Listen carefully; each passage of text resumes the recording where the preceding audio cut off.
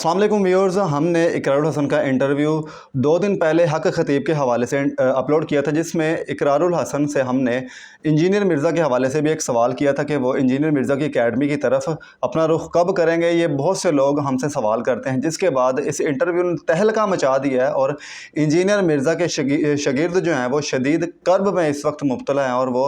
धड़ा मेरी वीडियोज़ लगाकर हमारे चैनल से वीडियोज़ उठाकर वो इस पर जवाब दे रहे हैं कि हम उनको वेलकम करेंगे, वो इकरारुल हसन साहब कभी भी उनकी अकेडमी की तरफ नहीं जाएंगे और मुझ पर बहुत सारे सवालात उठा रहे हैं। नाज़रीन, इस हवाले से हम आज एक छोटी सी वीडियो उनकी नज़र गोश गुजार करेंगे और इसमें हम बताएंगे कि इंजीनियर मिर्ज़ा साहब की तरफ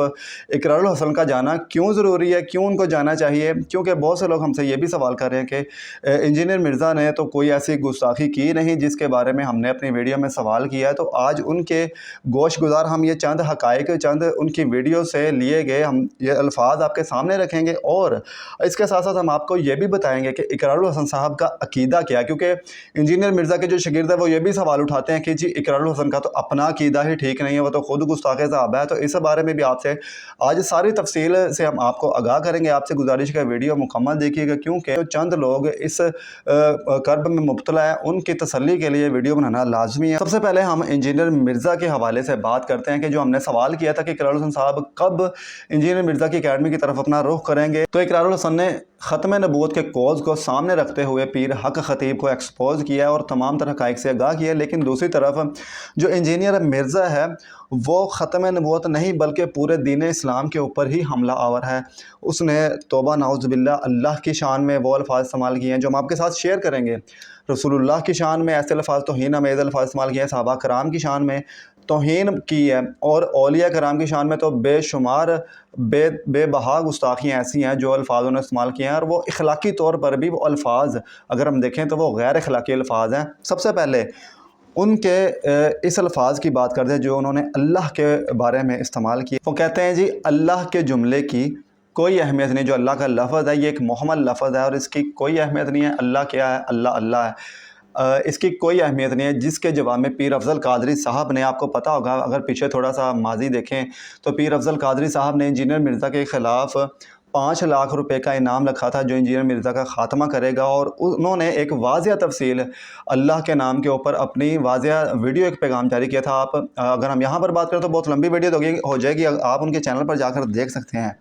इसके बाद इसने हुज़ूर सल्लल्लाहु अलैहि वसल्लम को नाउज़ बिल्लाह ये कहा था कि जब आप सल्लल्लाहु अलैहि वसल्लम ने तबलीग शुरू की तो 10 लोग जो 10 यहूदी हैं वो ईमान नहीं ला सके थे हुज़ूर पाक सल्लल्लाहु अलैहि वसल्लम पर और उन्होंने ये कहा था कि ये कल का छोकरा हमें बताएगा, नाउज़ बिल्लाह। ये अल्फाज हम इसलिए अपने बार बार वीडियो में बता रहे हैं ताकि आप लोग भी इस हक़ाइक़ से आगाह सकें। जो हमारे भोले भाले लोग ये कहते हैं कि मिर्ज़ा ने ऐसे अल्फाज तो बोले नहीं हैं, तो उन जनाब ने ये अल्फाज बोले थे कि कल का छोकरा हुज़ूर की शख्सियत को फरमाया था।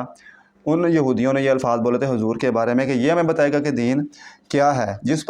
पर भी पीर अफजल कादरी साहब ने अपना वाज़िया मौक़िफ़ पेश किया था। फिर सहाबा कराम के बारे में ये कहता है कि सहाबी होना कोई बड़ी फ़जीलत नहीं, सबसे बड़ी फ़जीलत है कि ला इलाहा इल्लल्लाह का इकरार करना। ये सीधा सहाबी की फ़जीलत का इनकार कर रहा है कि सहाबी होना कोई बड़ी फ़जीलत नहीं है, ला इलाहा इल्लल्लाह का इकरार करना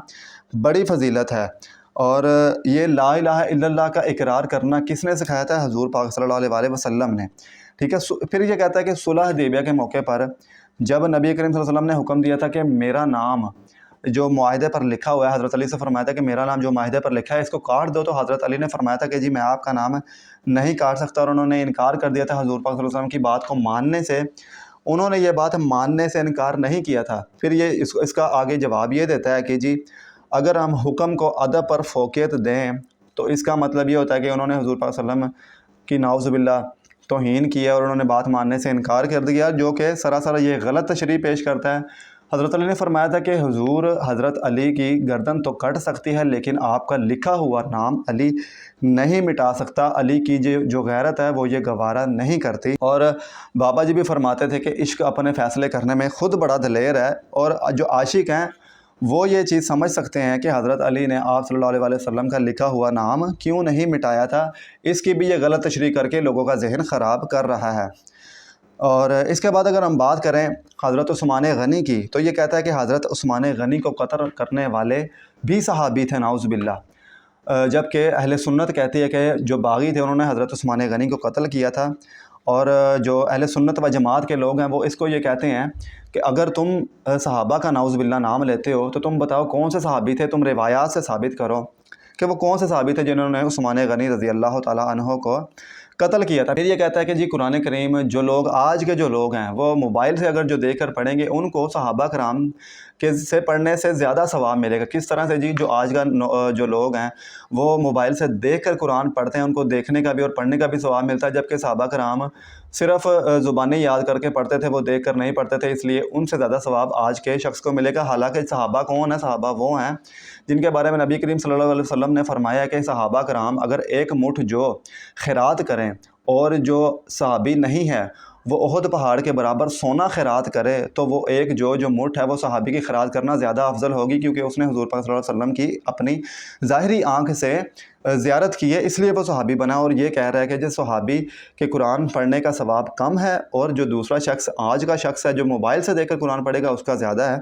تو یہ بھی صریح توہین ہے اس کی۔ بعد اگر ہم قادیانیوں کے بارے میں بات کریں تو یہ قادیانیوں کے متعلق بھی بہت زیادہ نرم گوشہ رکھتا ہے۔ کہتا ہے جی قادیانی اگر ہمیں کافر کہنا چھوڑ دیں، جو باقی مسالک کے لوگ ہیں جو مسلمان ہیں، یہ کہتا ہے کہ جی قادیانی اگر ہمیں کافر کہنا چھوڑ دیں تو ہم ان کو کافر کہنا چھوڑ دیں گے، یعنی کہ اگر وہ ہمیں غلط نہیں کہتے تو ہم ان کو غلط نہیں کہیں گے، وہ بھی ٹھیک ہیں، اس کا مطلب یہ ہے۔ اور اس کے بعد یہ کہتا ہے جی حضرت امیر معاویہ کو نعوذ باللہ اس نے کہا ہے کہ معاویہ کا پیٹ کبھی نہیں بھر سکتا۔ نعوذ باللہ صحابی کون ہوتا ہے یہ ہم نے آپ کے ساتھ شیئر کر دیا کہ صحابی وہ ہوتا ہے جس نے حضور پاک صلی اللہ علیہ وسلم کی ظاہری آنکھ سے زیارت کی اور دل میں اس کے ایمان کی دولت بھی ہو، اور جن کے بارے میں اللہ تعالیٰ نے قرآن مجید میں فرمایا ہے کہ رضی اللہ عنہ ورضوا عنہ، تو یہ اس چیز کا بھی انکار کر رہا ہے۔ اور یہ کہتا ہے کہ اگر اپنے علم کی بنیاد پر کسی صحابی کو کافر بھی قرار دے دیا جائے تو وہ شخص کافر نہیں ہوتا۔ اور یہ اس کی ایک اور ویڈیو پھر یہ اس میں کہتا ہے کہ اگر کوئی شخص ہمیں کافر کہے گا تو ہم بھی اس کو کافر کہیں گے، یعنی کہ جو صحابہ کو کافر کہے گا وہ شخص کافر نہیں ہوگا، لیکن جو اس کو کافر کہے گا، اس کی ذات کو کافر کہے گا تو اس کو یہ پھر کافر قرار دے دے گا۔ کچھ لوگ اب کہیں گے کہ جی اس کی ویڈیوز کہاں ہیں، ویڈیو ثبوت کہاں ہیں، تو میں آپ کے ساتھ یہ لنک بھی اس ویڈیو کا شیئر کر دوں گا۔ اگر آپ کہیں گے تو ڈسکرپشن میں اگر کوئی مجھ سے پوچھے گا تو کہ بھائی اس کا ثبوت مجھے دیں، تو میں اس کے ساتھ یہ لنک شیئر کر دوں گا، کیونکہ آپ کو پتہ ہے کہ یوٹیوب کے پالیسی کے خلاف ہے کسی کی ویڈیو لگانا، اس لیے ہم اس کی ویڈیو سے یہ چند باتیں ہم نے اٹھائی، اور یہ چند باتیں ہیں، بے شمار اس کی یہ واہیات قسم کی اس طرح کی باتیں پڑھی ہیں توہین امیز، جو ہم بتائیں تو آپ کانوں کو ہاتھ لگائیں گے۔ اس کے بعد اگر ہم بات کریں اقرار الحسن کی، جو لوگ کہتے ہیں کہ جی اقرار الحسن تو خود رافضی ہے، اس اقرار الحسن اس کا اکیڈمی کا رخ کبھی نہیں کرے گا، تو ہم کسی کے عقیدے سے واقف نہیں ہے۔ لیکن جو شخص اپنے زبان سے خود اقرار کر رہا ہے کہ میرا عقیدہ کیا ہے، تو وہ آپ کے سامنے رکھتے ہیں۔ جی ایک انٹرویو میں گزشتہ انٹرویو میں ایک اینکر نے اقرار الحسن سے سوال کیا تھا کہ جی آپ کا عقیدہ کیا ہے، کہیں آپ بھی قادیانی تو نہیں ہیں، جس کے جواب میں اقرار الحسن صاحب نے ہاتھ جوڑ کر کہا کہ بھائی میرا عقیدہ یہ ہے کہ ختم نبوت کے منکرین پر میں 10,000 مرتبہ لعنت بھیجتا ہوں جو ختم نبوت کا منکر ہے،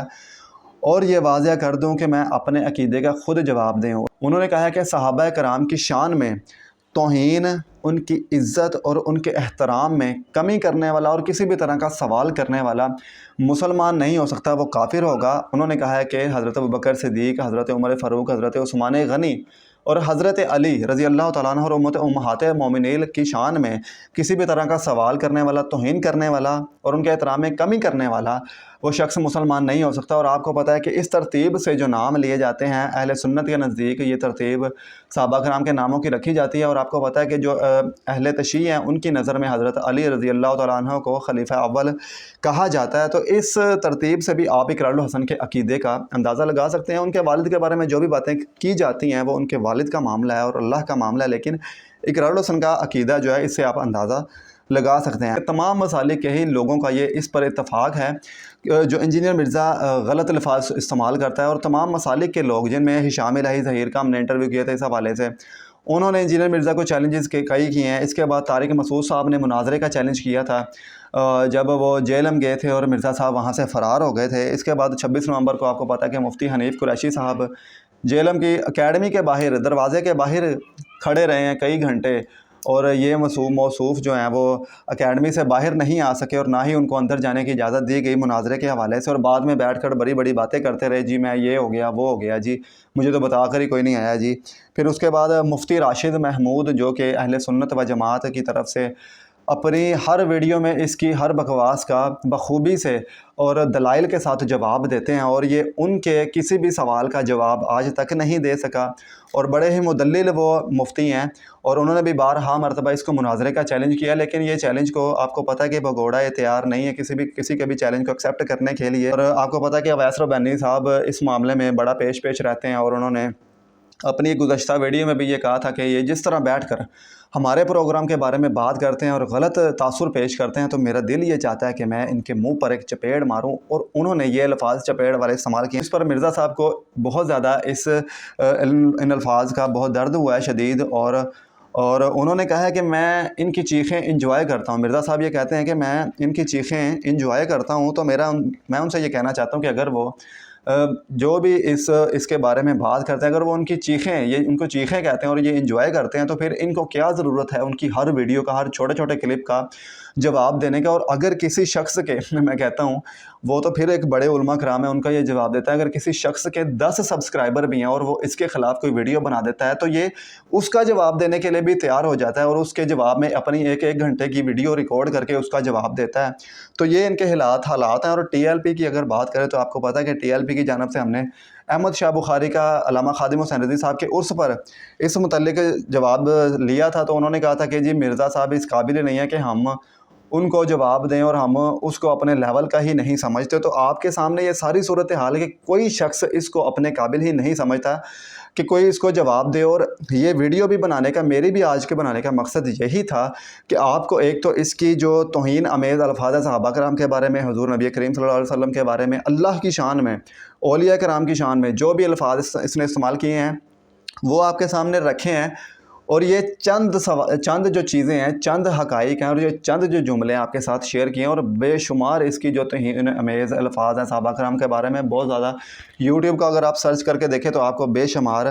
جگہ پر اس چیز کا جواب مل جائے گا۔ تو جو لوگ میرے عقیدے کے بارے میں پوچھ رہے تھے، جی میں بریلوی ہوں، تو یہ اینکر صاحب نے شرارت کی ہے اس طرح کا سوال پوچھ کر، تو میرے بھائی جس طرح ایک شخص لوگوں کو بیوقوف بنا رہا ہے ختم نبوت کے معاملے پر، لوگوں کے منہ سے چینیں نکال کر بیوقوف بنا رہا ہے، تو ایک شخص جو ایک کمرے میں بیٹھ کر لوگوں کو گمراہ کر رہا ہے، دین اسلام کی غلط تشریح کر رہا ہے، دین اسلام کو بدنام کرنے کی کوشش کر رہا ہے، اولیاء کرام، صحابہ کرام اور حضور کی شان میں غلط الفاظ استعمال کرتا ہے، تو اقرار الحسن صاحب کو وہاں کیوں نہیں جانا چاہیے؟ اقرار الحسن صاحب یقیناً اگر وہ اس چیز کو سمجھیں گے اور اس چیز پر تھوڑی تحقیق کریں گے تو وہ یقیناً وہاں پر جائیں گے، اور مرزا کے اسٹوڈنٹس کو اپنی اس چیز کی ٹینشن پڑ گئی تھی کہ کہیں اقرار الحسن وہاں جائے تو اس کی اکیڈمی نہ بند ہو جائے اور ہماری جو دکان چل رہی ہے